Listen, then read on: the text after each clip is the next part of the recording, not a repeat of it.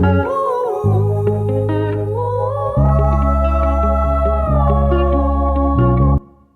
guys, welcome back to Friends and Enemas. My name's Lindsay, and who do I have with me today? Attorney Ryan, nice to be here. Welcome to Justice HQ, by the way. I'm really stoked we're doing this. I am too. I'm in your studio. That's why it looks a little different. Yeah, you're the away team today. I'm the away team. But also the home team, because you have the iPad. That's true. I have the iPad. But I wish I was like you. We just filmed an episode on his podcast, The Working Class, and he just did it all from his head, which was pretty crazy. It all comes from the heart, actually. From your heart. Yeah. Okay. That's even worse because I have to look at this, I feel like, to make sure I stay on track. But like, you know what? I like how organized you are. Thank you. Yeah. Thank you. It's a pro, I guess, sometimes. It's a pro. Sometimes. It's a pro. But if you guys don't know Ryan, he is a labor lawyer, mega famous in my eyes on social media.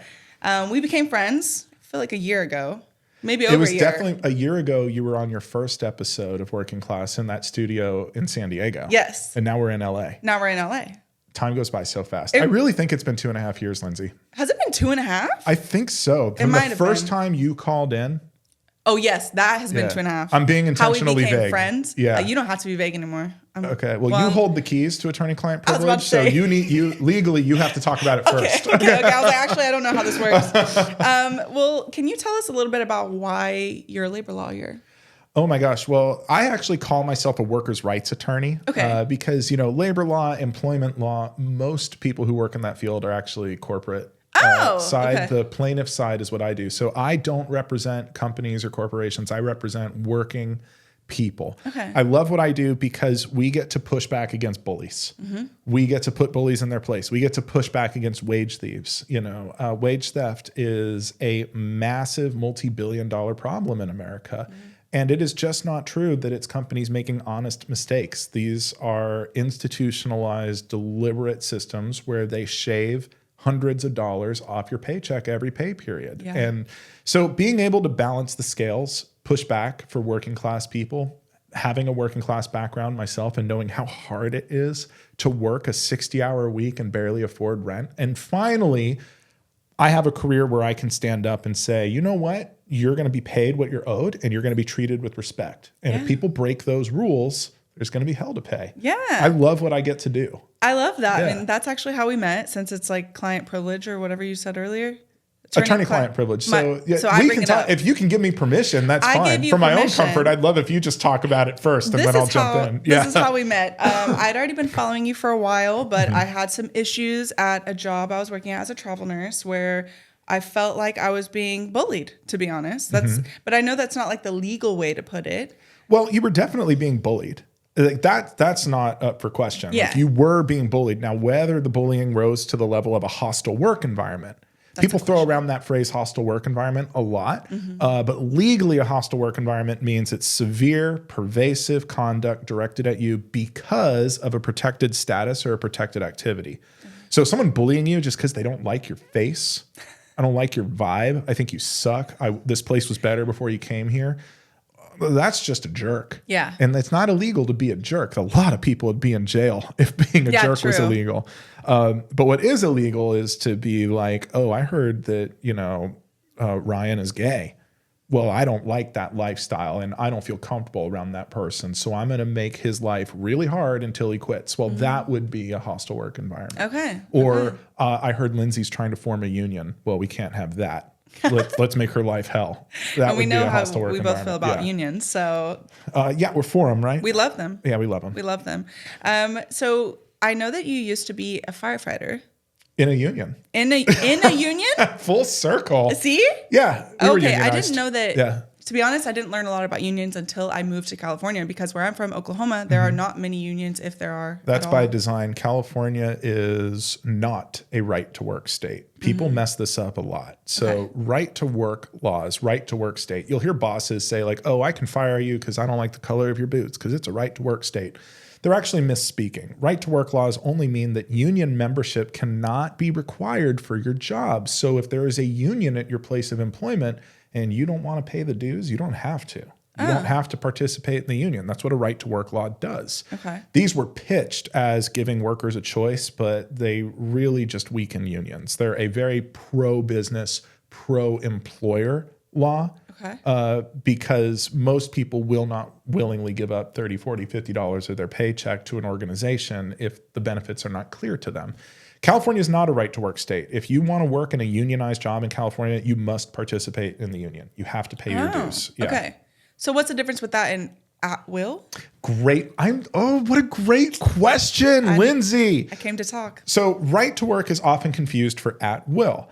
Right to work, as I said, means union membership can't be required for your job. Okay. And that's why in California, you didn't really hear much about unions until you came out here, because union membership can be compulsory for a job. And that's not the case in a lot of other states, particularly in the South. Now, at will employment is different. It means you can be fired for any legal reason. And yes, that includes no reason. Okay. By pure coincidence and coincidence alone, every right to work state is also at will. The reason that happened is because literally every state is at will except Montana. Montana is the only outlier that is not an at-will state. Okay. Now, I want to be clear about something. Even in an at-will state, you can still have a claim for wrongful termination. And everyone says, well, what if the employer just doesn't give a reason? I get that hate in my comments all the time. Like, haha, stupid lawyer. All I have to do is say you're fired at will, or it's no reason. That's kind of like saying, haha, all I have to say is I didn't rob the store and that I won't get arrested. Okay. It's like, even if you say no, we will use witnesses, we will gather evidence, we'll find footprints, we'll do something, and we'll figure out that, yes, you robbed the store. Yeah. I have never in my life had an employer say, oh yeah, we fired your client because he was black.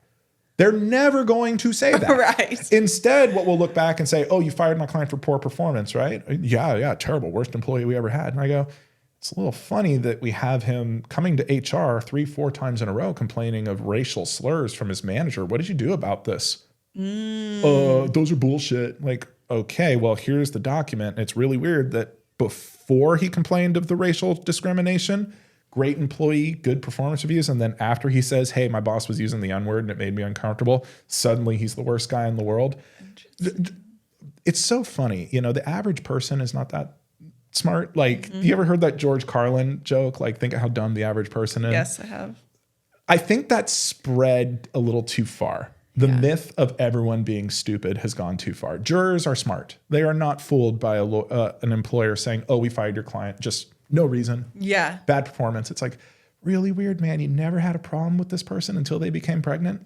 Yeah. You never had a problem with this person until they said that their pay stub was messed up. Interesting. Yeah. So anyway, all that to say, at-will employment, it is the default rule in almost every state, but it doesn't mean you don't have rights. Okay. Yeah. Because that was kind of, that's why I came to you, was that I told you about the bullying. I had managers telling me, kind of like taunting my own social media in my face. That happens a lot. Isn't it? It's weird. That happens a lot in nursing. Now, I will tell you, I've had clients making pornographic material while on duty. Can I say pornographic on your show? Yeah, you can. You can say anything. Cool. It sounds a little more professional than saying porn. But yeah, I've had clients come to me saying like, yeah, I got in trouble. What happened? It's like, well, I was making porn. At work, though? At work. I mean, that's And I was like, well, that I can't really help you with. And what about the First Amendment? It's like, First Amendment is not making porn at work. Right. It's kind of just. But that's an extreme. What you do is objectively awesome and safe for work. I mean, you talk about issues that nurses come across. Yeah.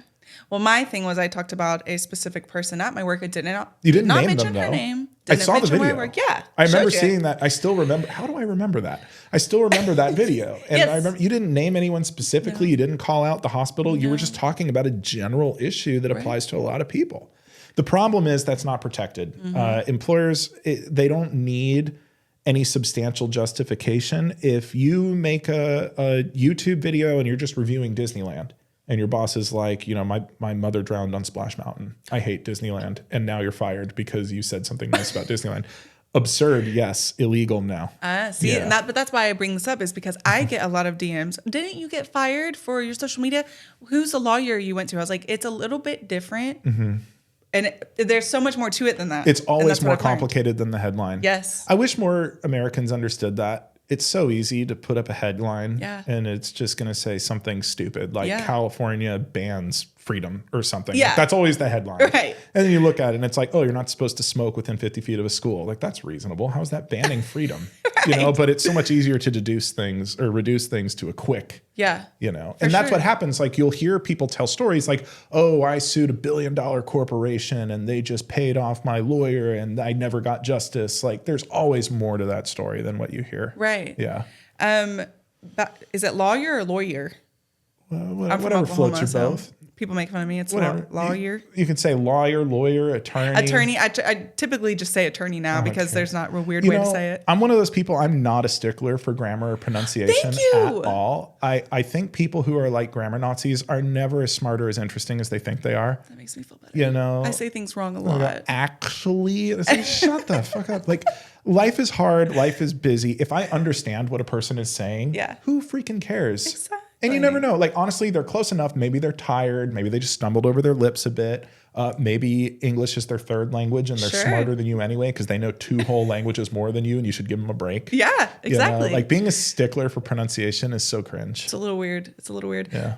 Back to the firefighter thing. Yeah. I was listening to your episode with Erin McGough on No One Knows What They're Doing. Love her. That was fun. It was a great episode. If you she guys was a great hostess. We had dinner after that in New York. Yeah. And she and her husband are the loveliest people. Really? They're genuinely like some of the loveliest people you'll ever meet. Shout out to Erin. If you're listening. I love her content. Love you, girl. I love awesome. her content. Yeah. But I like that you talked about you being a firefighter and you had a moment on a mountain where you were like, this isn't for me. It sounds so epic when you say it like right? that. Because it wasn't really a mountain so much as a hill. She said the same thing. You said the same thing there. I was like, but I'm going to use mountain because... Like, I tell the story a few times and it keeps coming out like, and there he was on the mountaintop with the eagles flying. Better. And it's like, it was just kind of a hill in San Diego. It wasn't that big a deal. But yeah, you know... And I'll be open with you, Lindsay, because you're my friend. I've been having a hard time because I opened up about this on primetime TV recently, and I got some really negative feedback from the general public, basically saying that I'm not a real man. I wasn't cut out to be a firefighter. I must have been a bad firefighter because of these feelings I'm about to explain. Okay. I want to point out you can have doubts about where you're going in life and what makes you happy without being bad at your job. Yeah. You can be great at your job. You can be a great person. And you're not less of a man if the job you're doing isn't giving you the life that you want. That's okay. So on that track, yes, we were at a fire. I think it was the general fire, but I don't exactly remember which fire it was. But we had been on the line for at least 5 days. We're hiking up this hill to do some mop-up operations. And there was a captain in front of me, and we're hiking up this hill. And I remember it must have been 4 or 5 hours. It was over 100 degrees. We're hiking up this hill. This guy just bitched about his life the entire hike. The whole time. I don't think I even said anything or asked any questions. It was just like the world's shittiest podcast. This guy is hiking in front of me, and he's like, oh, my bitch wife did this, and my ungrateful kids, they don't talk to me. He was on like his 3rd marriage. Okay. Like he had a shitty life. Yeah. And he was complaining about how everyone was against him and how it was bullshit and blah, blah, blah. And all I could think is, this guy is miserable.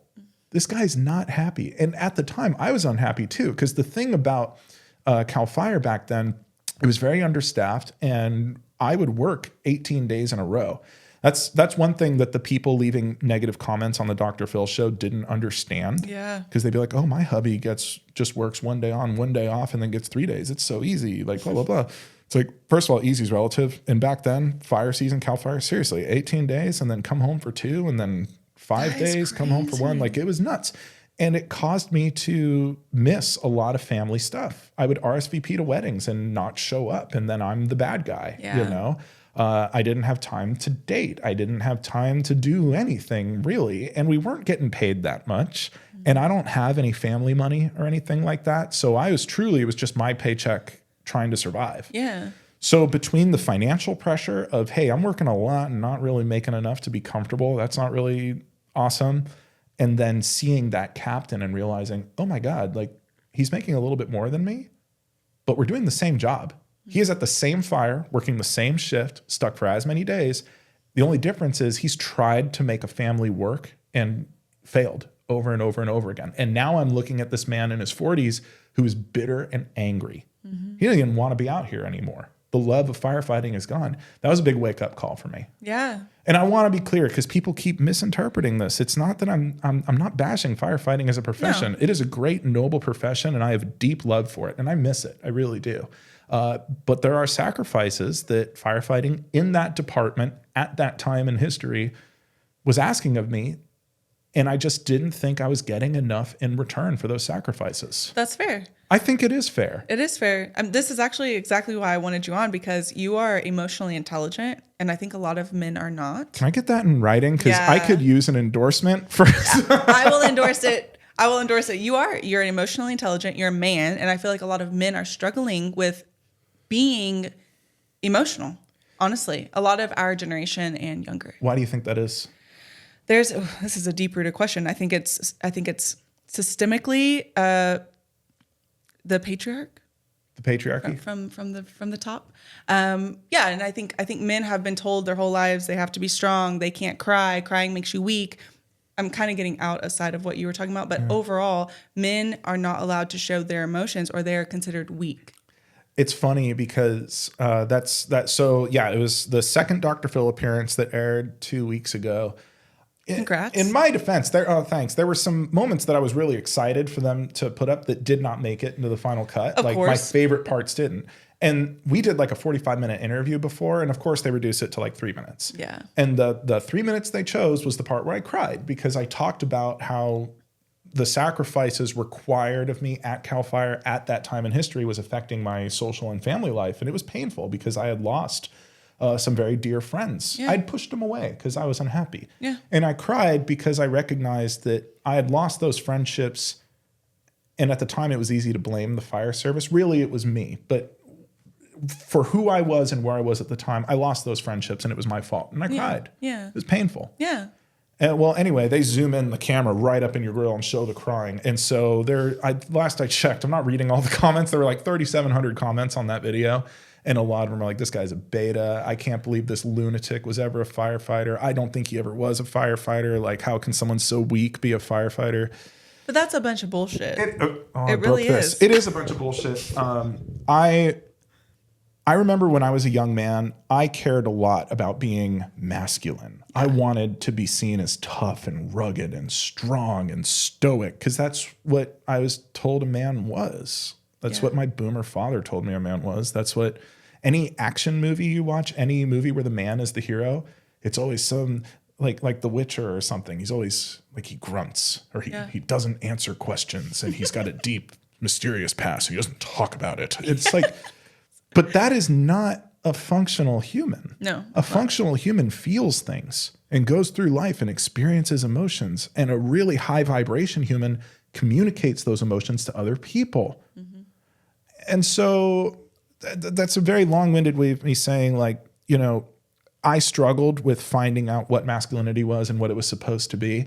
And where I became the happiest I've ever been was when I stopped caring about being a quote unquote man and just be the best person I can be. I love that. Yeah, thank you. And what's funny is, my girlfriend is so sweet. Love you, Gabby. She'll say sometimes, like, you are the bravest, manliest man I know.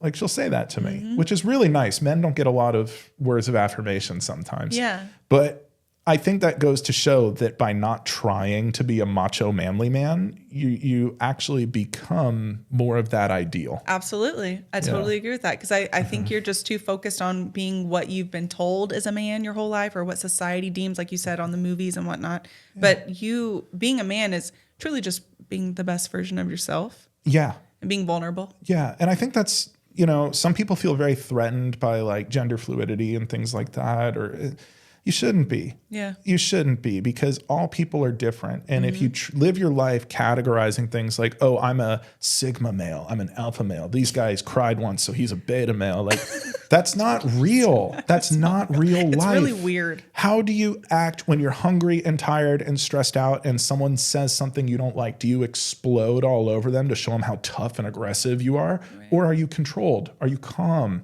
Are you caring?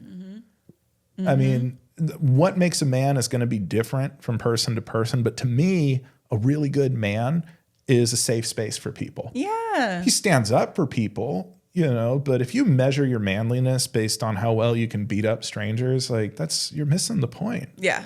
And by the way, you're never going to be top dog. There's always someone who can kick your ass. Yeah. So that's a shitty way to measure your self-worth. The alpha man thing it's a bit weird. It's very weird. And look at the poster children for it. Dan Bilzerian is a mess. His company is bankrupt. He's accused of fraud. Andrew Tate is like in Romanian prison. Like the heroes of that alpha male movement are not manly, cool dudes. No. Just because you have a six-pack and a beard and you fight people sometimes, that doesn't make you a man. That doesn't make you a man. Yeah. No, How do people feel around you? I would feel very unsafe around those specific men. As a woman. I would never want to be in the same room as them for different reasons. It's definitely scarier for women. But for me, I'm just like, dude, the feds are going to come into this door any minute. Get me the fuck out of here. I know you guys are doing illegal shit. Get me out of here. No, seriously. But that's really why I brought you on, because I knew that you would be able to connect with young men or men of any age that are really struggling with trying to figure out what is masculinity.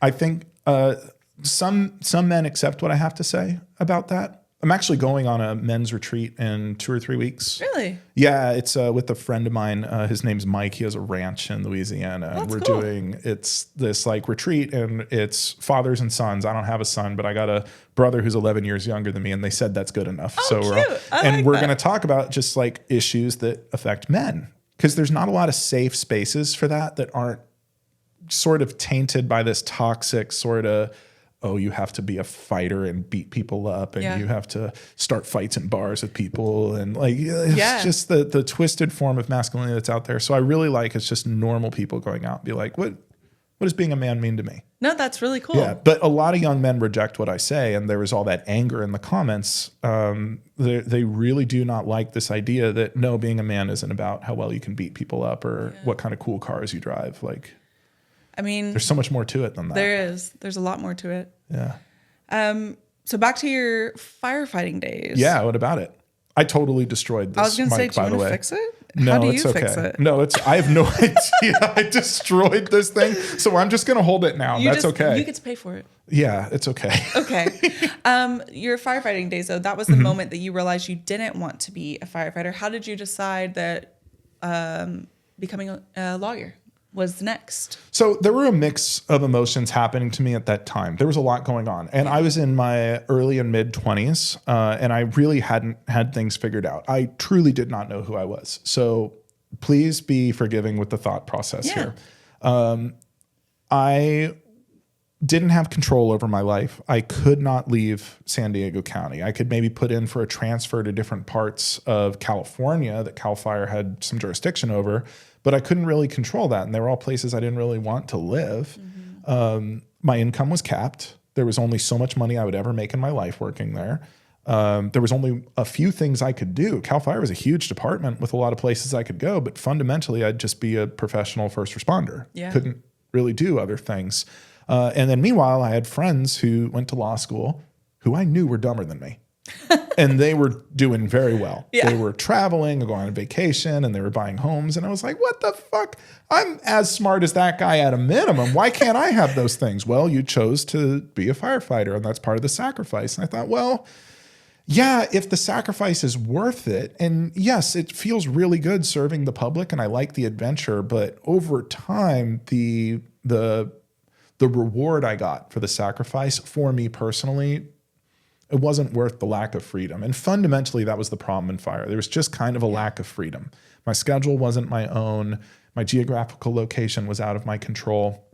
And then what had happened is during that last year of firefighting, one of the battalion chiefs I was working with, he had me just serving as like his secretary during a union negotiation. We were renegotiating our contract, and I saw like what our union agreement looked like. It was my first time really going through it with him. Yeah. And it sort of planted a seed about labor law and workers' rights. Now, I already knew I was going to try law school. I figured it would be what I was best at, and I had some friends doing it.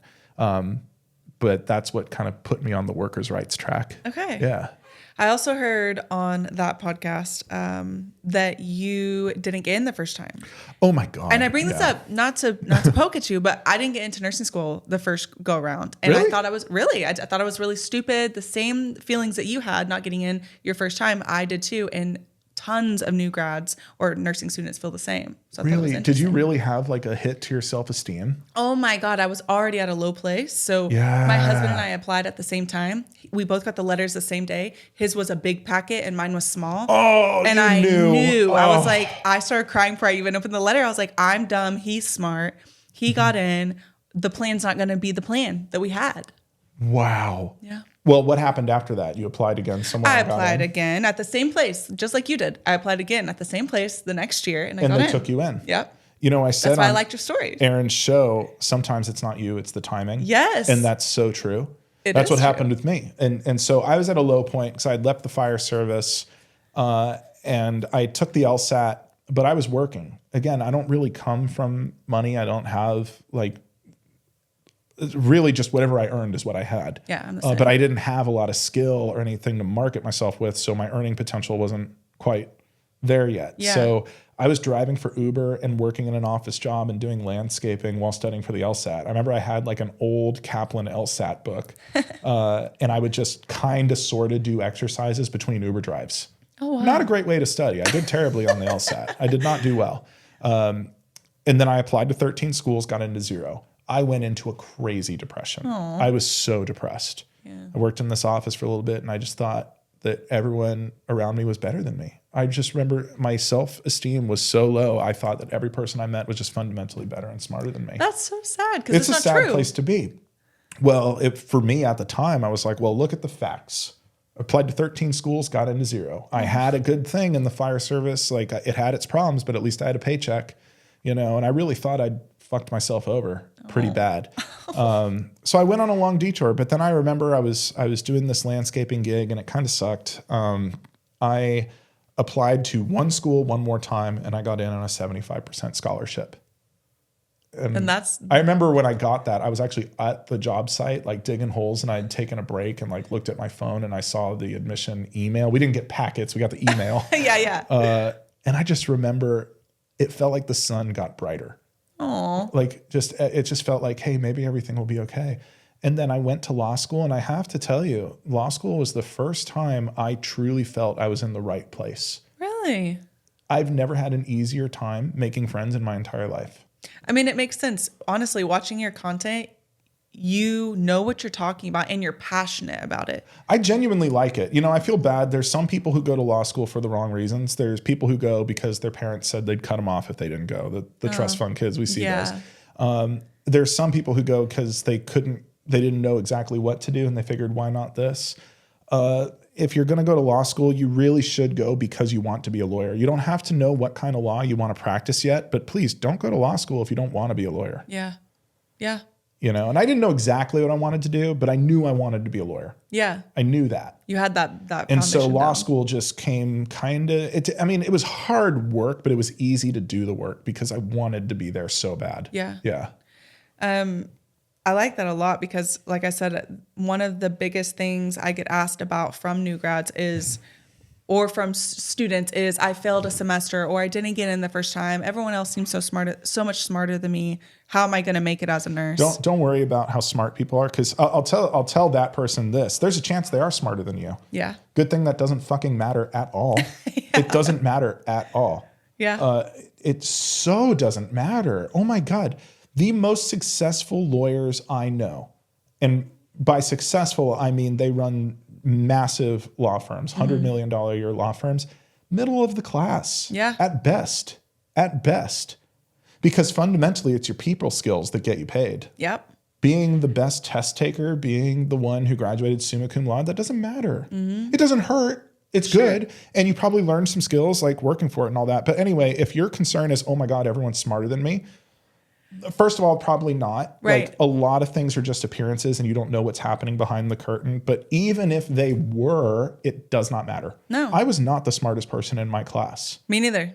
Yeah. And we're both successful in our careers. I'm doing fine. I own a law firm. I make good money. I'm generally recognized as one of the top labor lawyers. Hell yeah.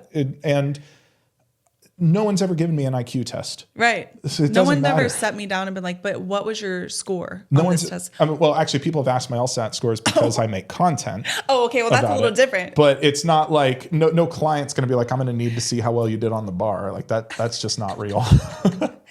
I'm jumping around a little bit. You're doing great. So, self-published a book? Did I hear that somewhere? Did you self-publish? More than one, yeah. So when I was in my last year of firefighting, I started writing a novel called The Emperor of Vegas. It was like a crime novel. It's fun. Look, it's on Amazon. I want to preface it. I was 24 when I wrote it. Okay. So I haven't read it in a long time. So just remember a 24-year-old wrote it. I've been told it's good. That's cool. It does have typos and stuff. I self-published the whole thing. I made the cover on a PowerPoint and put it on I truly made this book myself. That's really cool. I put it up on Amazon. Thank you. It was fun. Yeah, but I'm glad I did it because it was a good writing exercise. Like by the time I went to law school, like my typing speed was top notch because I'd written that book, So I published that one, and then what did I do next? I have Emperor of Vegas, which is really a fun book. It's about gangs fighting over control of the Las Vegas criminal underworld. It's a fun book. I stand by it actually.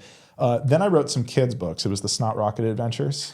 Snot Rocket, Weapon of Mass Destruction. Snot Rocket. He is a 4th grade boy with a special power. He has a nuclear nostril.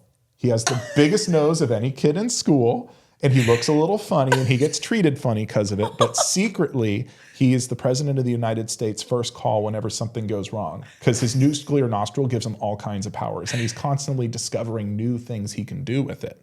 So the point of the book is to take kids who maybe feel a little different, like maybe they look different or act different, or maybe autistic even, like that, but they're finding that the thing that makes them different is actually a power. It's something unique to you that you can use. And so that was like the mission of that book, is I was like, those books, there's 3 of them. He goes on wacky, crazy missions, and he uses science and math, and every book he finds something new that his nuclear nostril, his giant nose, can do. Oh my God. And so again, like the whole point of it is teaching kids like, hey, science is cool, learning is cool, and being different is fine. And other people aren't going to get it. Because the kids in the book make fun of him, and the grown-ups make fun of him. But when he goes on these missions, he'll be like, oh my God, I can do booger blasters. Like he can do a snot line and like there's one where he realizes he can breathe in space because of it. And again, the whole point is all those insecurities, those different things about you, the more you explore them and play with them, the more you're going to find their assets. Yeah. They're good things. Yeah. I love that. I think that's really cool. A man of many talents. Oh, thank you. Because writing a book and self-publishing is a whole thing in that itself. Was chill. There were others. I wrote one about dividend investing just because I was bored and I wanted to. I wrote one about evidentiary objections in trial. It's called Understanding Trial Objections. That's actually my bestseller. I still get like $400 a month from that one. Really? Okay. Yeah, and that was cool. I wrote that one in law school, and what I did is I interviewed a bunch of judges in the Superior Court, a couple of trial lawyers, because the whole point was to learn this stuff as best as I could. And what's a better way to learn something than to write a book about it? Right. So that book, Understanding Trial Objections, was the bestseller. Oh, and then there was another one, Criminal Justice. Okay. I wrote that one, and that's about your 4th, 5th, 6th Amendment rights, criminal law, because at the time I had a job offer to go work at the district attorney's. That was my post-bar graduate offer. That was going to be my first job after law school. So I wrote that book. Again, I interviewed a bunch of district attorneys and public defenders and wrote this book about criminal justice to get good at it. And then COVID hit, and that whole plan went out the window. Oh, wow. So the book is still out there, but I never became a district attorney. Well, the book's still out there, so we can go read about it. Yeah. I'm jumping topics again because we're running low on time. Yeah. What are some tips you have for employees to protect their rights? I know that you get a ton of comments and messages, and I know it's probably easier if they just call you with their case. But I know that's I flinch because I'm not able to do that anymore. We get so many calls to the office. Like you have to follow the intake. A lot of people, they'll find my email or my phone and they think that if they call me a bunch, it'll get them help faster. It kind of makes me hate you. No, I feel that. But I feel that. Yeah. And it's not that I think I'm too important for anyone. I'm not. I am a real lawyer with a real law firm to run and real clients who I'm taking care of. Like I can't just stop at 2 p.m. on a Tuesday to see if your bullying might be illegal or not. Yeah. We have a system for that. We've set up, I've trained them myself, call my intake team. They know the questions to ask and they know what they're looking for to flag me for a second review. That's what they should do. That's what they should do. But you can still protect yourself and learn your rights. I'm very happy to say I have not signed an NDA still. No one's given me anything to sign. I have a book coming out with a major publisher, and it's about your rights at work. Really? It's not going to be out till 2025, That's okay. But when it does come out, I mean, that's going to help a lot. Following my page helps. But I think the best thing to remember is just when someone starts talking about, oh, at will, right to work, you don't have any rights, ignore them. Mm-hmm. Even in places like Florida and Texas that are like overtly hostile to working class people, you still have some rights there. So just getting a familiarity of what those basic rights are is the first step. And honestly, following you has taught me a lot. It's given me a lot of perspective. So thank you. I think that that's something else people should do is just follow him, because you give a ton of free advice all over your page. I try to think about nurses a lot, especially because as you know, that fire connection, like I just have a soft spot for nurses. I really do. And it's a very hard job. And one issue that comes up a lot that I'm starting to talk about more is like when hospitals pressure you into accepting unsafe assignments. Yes. And what can you do? Yes. Because finally, I love that we have some proof we can point to. Like whistleblower lawsuits, they tend to be fairly high value. Mm-hmm. Jurors do not like seeing for-profit, greedy hospital executives who don't know a catheter from an IV. Like they don't like those assholes telling nurses how to do their job. Yeah. So a Kaiser nurse spoke out against unsafe patient ratios and unsafe conditions. That's and amazing. Kaiser punished her for it. Oh. A jury heard that story and awarded her $41 million. Yes, I saw you post about this. Yeah. That's how I knew about it. And I want to bring it up over and over again because I got so many nurses who, and I don't even care if you hire my firm. I can only work in one of the 50 states anyway. Yeah, you know, exactly. like most people will never become my client, and that's okay. What I don't want is someone whose job is to protect life and safety being so afraid of losing their income that they get bullied into making an unsafe decision. Yeah. So I want them to know the ways they can say no, the ways they can speak up, because it not only is going to protect your job, it might literally save a life. Yeah. Every time you say no to an unsafe assignment, you might be saving a life. Yeah. It's really that important. It really is. Yeah. I love that. I love that a lot. To wrap this up, is there anything else you want people to know about you specifically, or what it's like to, I don't know, to live like you've lived? That's interesting. To live like I've lived. Yeah. You know, you got a deeper background than what we got into. But I know. I think all I want to say right now is it's a tough time right now. Everything's really expensive. Yeah. Wars are popping up all over the world. There's so much injustice. There's so much uncertainty, and it's really easy to feel afraid. I think one of the best things you can do is just take care of yourself. It's not selfish. Mm-hmm. You're not lazy. It's okay, and it's normal to have a weekend where you lay in bed and just binge watch Vanderpump Rules. That is fine. We should have a whole episode about Vanderpump Rules. We should. You want to talk about Scandival? That's next. But really, I think the biggest thing I want to say, it's not really about me. Maybe it is, because I still deal with that voice in my head where if I'm not actively working, there's a voice that's like, you're not working hard. You deserve to be having trouble. You don't deserve good things because you're not working hard. Yeah. That is a toxic, negative voice. The number one thing you can do in this world is take care of yourself, and don't feel guilty about it. Because when you take care of yourself, you're able to be a better friend, a better family member, a better teammate. Mm-hmm. So I say this the same in nursing. If you can't pour, if you're pouring from an empty cup, you can't pour anything into anyone else. You have to fill your own cup to pour into someone else. And I can't emphasize enough. Look, on paper, I'm very successful. I own a business. I make good money. I'm on TV and stuff. But even I have weekends where I lay in bed like a potato and just binge watch reality TV. Yeah. And the bullshit you see online, like, oh, this guy's a CEO because he wakes up at 4 a.m. and takes an ice bath. No. He got rich, and because he's rich, he has time to indulge in weird hobbies. Yes. You can be a little lazy sometimes and be immensely successful. In fact, I'd argue it's a prerequisite to being successful, because where the hell will your energy come from if you don't take care of yourself? Right. Yeah. I love that. That wasn't really the answer or the question you asked, but that's my answer. I love ending it on that note. And where can everyone find you? That's a great question. Thank you. So I am at Attorney Ryan, all one word, on Instagram and TikTok. I am at Ryan Steiger on YouTube, because someone took Attorney Ryan. They probably did that on purpose. They won't give it to me. They're not even posting anything on it. They want you I've to pay offered for them it. obscene amounts of money. Really? They're just crickets.